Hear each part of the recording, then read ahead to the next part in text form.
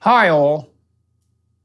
It is, of course, completely presumptuous of me to dare to write and broadcast a video entitled Message to the Christian Churches, but I'm going to do it anyway because I have something to say and because that something needs to be said.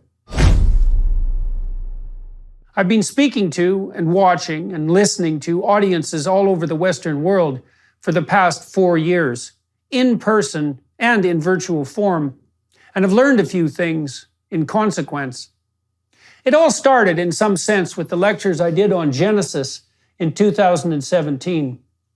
My family and I took a risk and rented out a theater in Toronto on the off chance that there might be an audience for what might be described as a psychological approach to our ancient stories. And lo and behold, and miracle of miracles, there was. I completed 15 or so lectures walking through the first biblical book, sold out the theater, and attracted, surprisingly, millions of viewers, Christians, Jews, Muslims, and atheists. And most of the people who attended live, and the majority of those who watched online, were young men. That is not a phenomenon that can be easily accounted for. But let me try.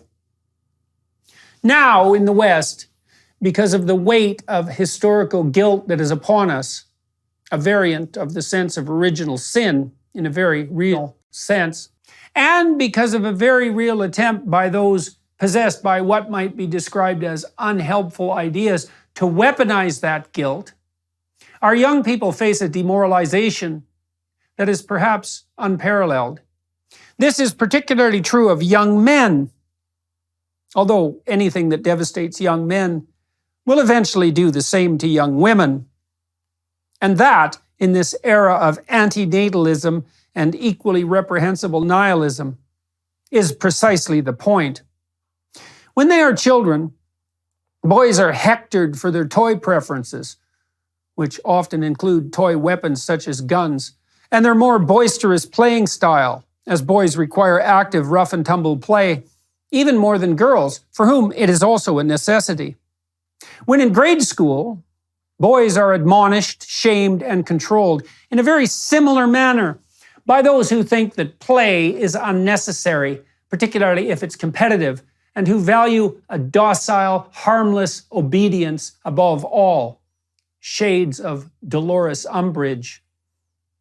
Following all that, because that's not enough, even when pursued assiduously for total demoralization, is the inculcation of an extremely damaging ideology, which essentially consists of 3 accusations.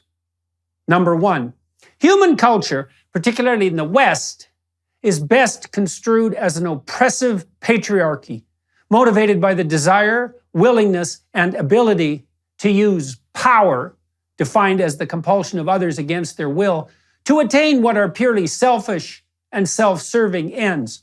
This is true at every level of analysis.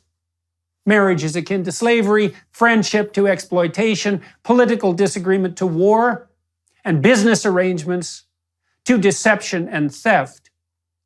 And this is true not only of the current social arrangements that characterize our culture, particularly in the West, but also the fundamental reality of history itself. Accusation number 2.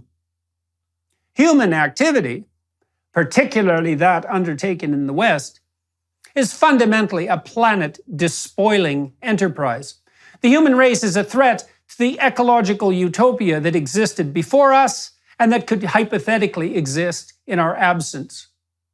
We might well be construed even as a cancer that threatens the very viability of the complex systems that make up the ecosystem of the earth that shelters and supports us. We are facing a Malthusian catastrophe of overpopulation and biosphere degradation. And we have to place extreme limits on our wants, even our needs, so that survival itself, even in a much reduced form, can be guaranteed. Accusation number 3. The prime contributor both to the tyranny that makes up the oppressive patriarchy and structures all of our social interactions, past and present, And the unforgivable despoiling of our beloved Mother Earth is damnable male ambition, competitive and dominating, power-mad, selfish, exploitative, raping and pillaging. You might think that I'm overstating the case. Think again, sunshine. We in the West are facing an all-out assault at the deepest levels, centric conceptual structure of civilization itself. To take that apart, that's a society centered on the encouraging, adventurous, masculine spirit, and that privileges that hated word of all things, the divine logos. And what should we worship and celebrate properly other than that? Deconstructionists, the words of that mass murderer Karl Marx?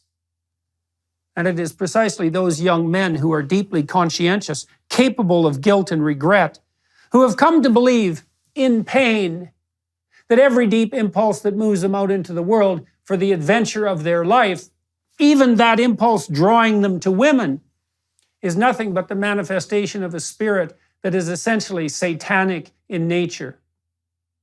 This is not only wrong theologically, morally, psychologically, practically, and scientifically.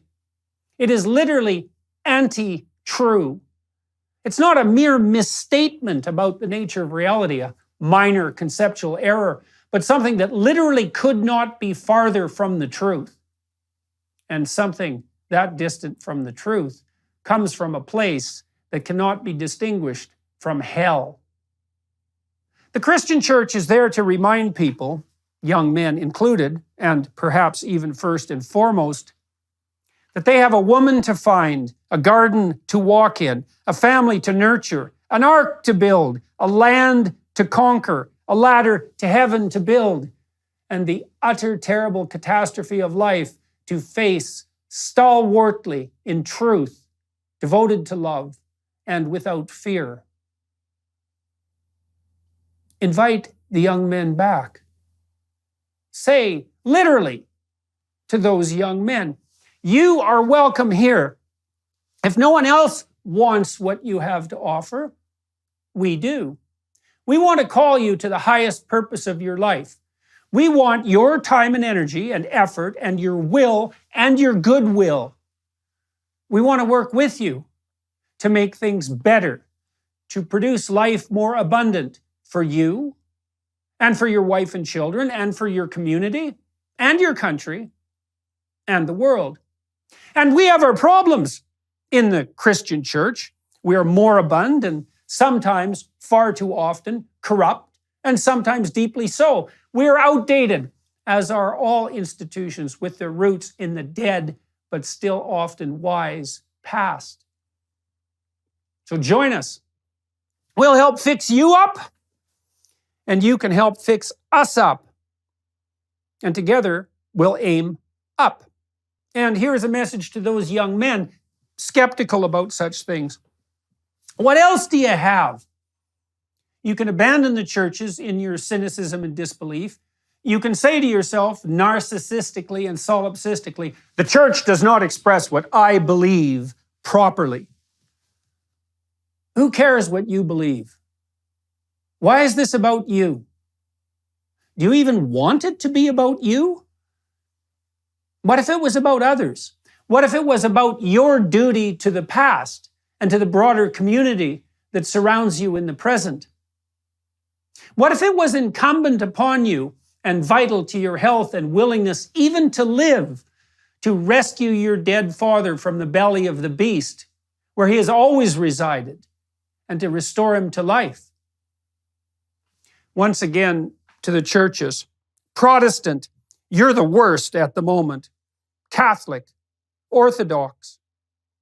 Invite young men. Put up a billboard. Say, young men are welcome here. Print some flyers and put them in a box by the billboard.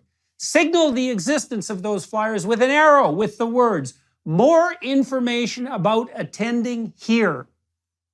Tell those who have never been in a church exactly what to do, how to dress, when to show up, who to contact, and most importantly, what they can do Ask more, not less, of those you are inviting.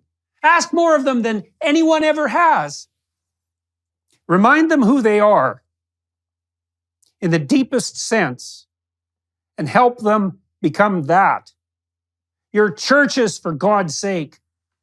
Quit fighting for social justice. Quit saving the bloody planet. Attend to some souls. That's what you're supposed to do. That's your holy duty. Do it now, before it's too late. And the hour is nigh.